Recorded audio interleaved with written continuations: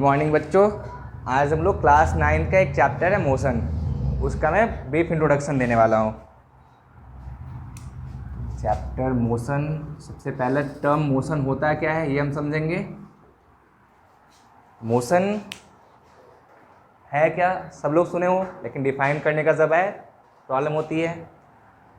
तो मोशन आप properly define कर सकते हो कि जब भी किसी ऑब्जेक्ट का पोजीशन समय के अनुसार चेंज करे तो उसे मोशन बोलते हैं। इसका डेफिनेशन लिख लेना आप।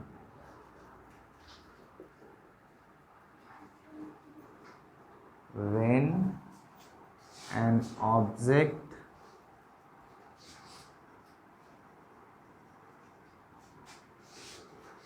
changes its position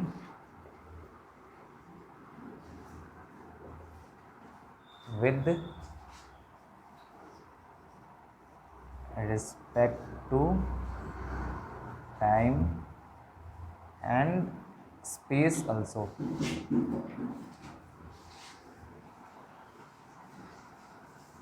then that object is said to be in motion.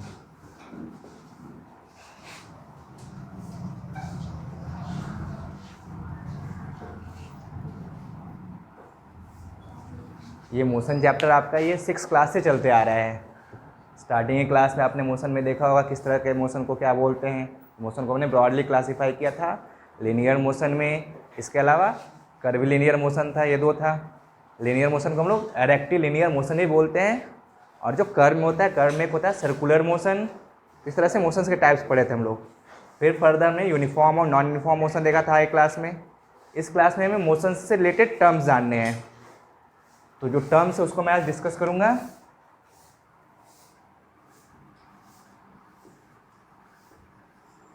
Terms related to motion.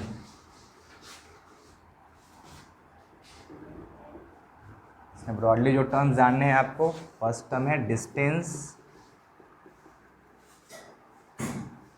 Displacement,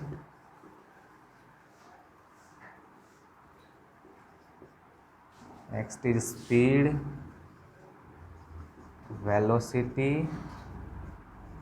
and acceleration. ये 5 टर्म इस चैप्टर में आपको समझने हैं। डिस्टेंस होता क्या है, तो जब भी किसी ऑब्जेक्ट का पोजीशन समय के साथ बदलेगा तो कुछ न कुछ वो लेंथ कवर करेगा। तो डिस्टेंस का डेफिनेशन होता है टोटल पाथ लेंथ।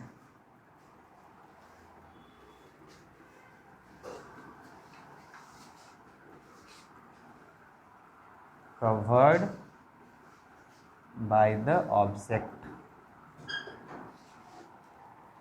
फिर डिस्प्लेसमेंट क्या होता है, ये सारा हम लोग डिटेल में डिस्कस करेंगे। आज मैं जस्ट ओवरव्यू दे रहा हूँ। डिस्प्लेसमेंट होता है जब कोई ऑब्जेक्ट कहीं से स्टार्ट किया चलना और किसी पोजीशन में पहुँचेगा।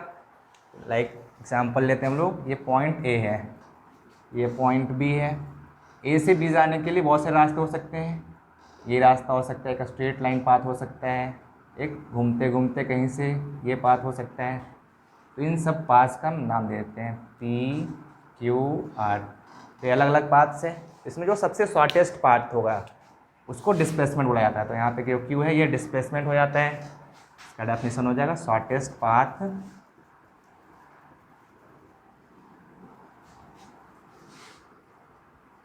Length between the initial and final position.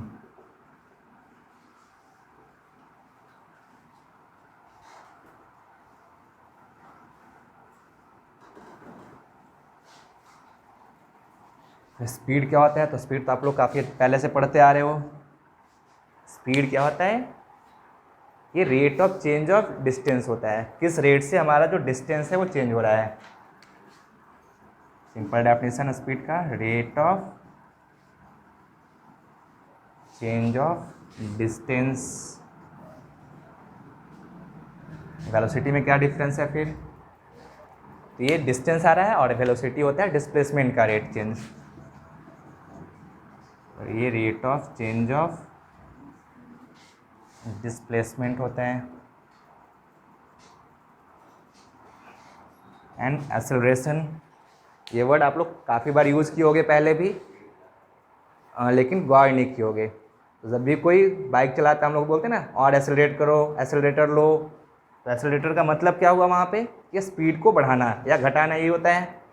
तो यहाँ पे एक्सेलरेशन का मतलब क्या हो रहा है, ये स्पीड किस रेट से हम चेंज कर रहे हैं।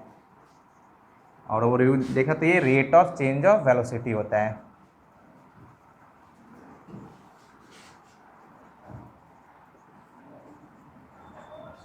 Is acceleration. और ये फिजिक्स में जितने भी फिजिकल क्वांटिटीज़ होते हैं जिसको हम स्टडी करते हैं उन सबको ब्रॉडली दो ग्रुप में क्लासीफाई किया जाता है। ये फिजिकल क्वांटिटीज़ का क्लासिफिकेशन है क्या, मैं यहाँ बता देता हूँ। फिजिकल क्वांटिटीज़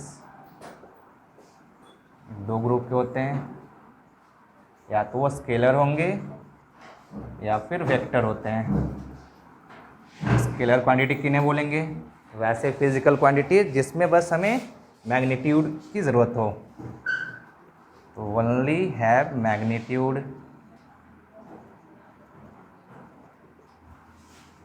और आपके लेवल में उस वेक्टर को इतना ही समझना है, it has both magnitude as well as direction.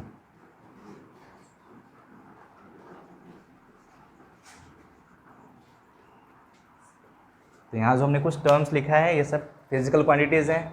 इनको जब हम लोग ग्रुप करेंगे तो किस में कर सकते हैं, तो डिस्टेंस में हम लोग केवल मैग्नीट्यूड लेते हैं, तो ये हो जाएगा आपका स्केलर क्वांटिटी।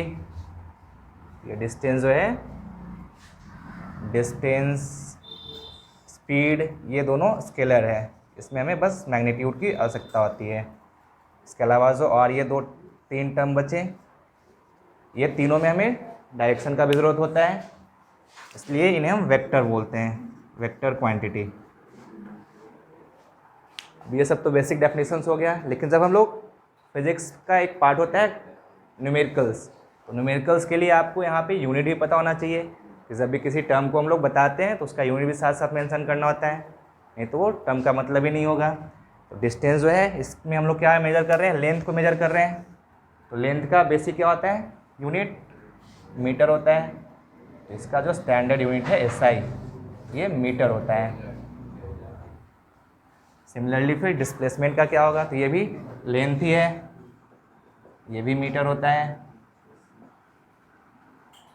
स्पीड ये रेट है डिस्टेंस का, इसका ऐसा यूनिट क्या हो जाएगा, ये होता है डिस्टेंस का rate of change of distance, that is metre per second होता है।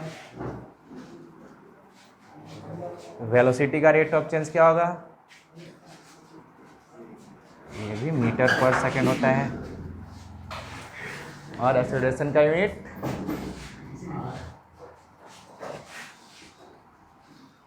मीटर पर सेकेंड स्क्वायर होता है। इन सबको मैं डिटेल से डिस्कस करूँगा, आज बस ओवरव्यू दे रहा हूँ इस चैप्टर का। डिस्टेंस, डिस्प्लेसमेंट, स्पीड, वेलोसिटी जब ये क्लियर रहेगा तो जब टॉपिक्स हम लोग सॉल्व करेंगे, पढ़ेंगे और अच्छे से अंडरस्टैंडिंग आएगी। इसमें कुछ और बेसिक आप लोगों को जानना होता है, तो जो टर्म्स है उसको मैं एक्सप्लेन कर देता हूँ कि जो भी फिजिकल क्वांटिटीज़ होते हैं फिजिक्स में, उन सब में से कुछ फिजिकल क्वांटिटीज़ को फंडामेंटल बोला गया है। तो आज मैं उसको डिस्कस कर देता हूँ, जैसे आप लोग नोट डाउन कर लेना।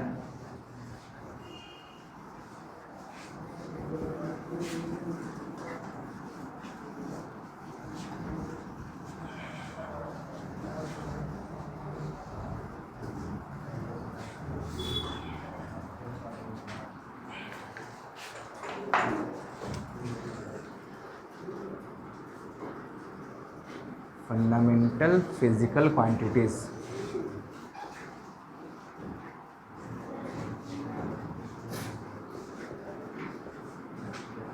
ये 7 फंडामेंटल फिजिकल क्वांटिटीज होते हैं। एक होता है length, second is mass, time, fourth one is temperature, fifth one is amount of substance होता है,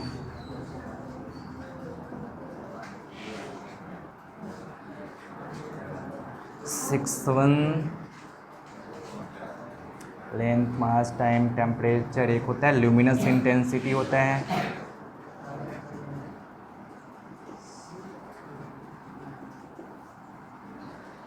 तो यहाँ पे लेंथ का यूनिट होता है मीटर, मास को केजी में मेज़र करते हैं हम लोग, टाइम को सेकेंड में मेज़र करते हैं, टेम्परेचर को केल्विन में, अमाउंट ऑफ सब्सटेंस को मोल में, इसका कैंडेला होता है। इसके बारे में आप 10th क्लास में पढ़ोगे। और ये इलेक्ट्रिक करंट का यूनिट होता है एम्पियर। एग्जाम्पल बताता हूँ डिराइव का, जैसे हमने भी देखा था derived physical quantities.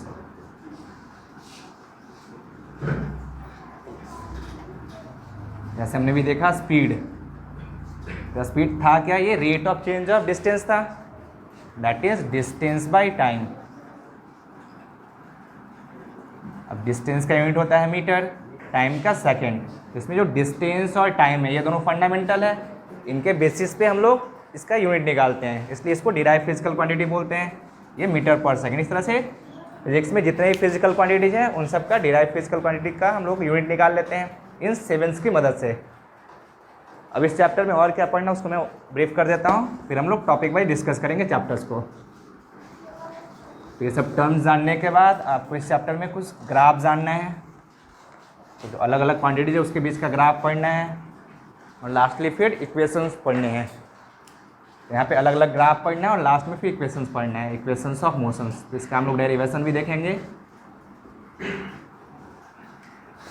3 equations of motions है जिसके बेस पे आपको न्यूमेरिकल्स करने होंगे। पहला इक्वेशन ऑफ मोशन जो है वो है v² = u² + at। Second equation जो है वो है s = ut + ½ at²। And third equation is v = u + at।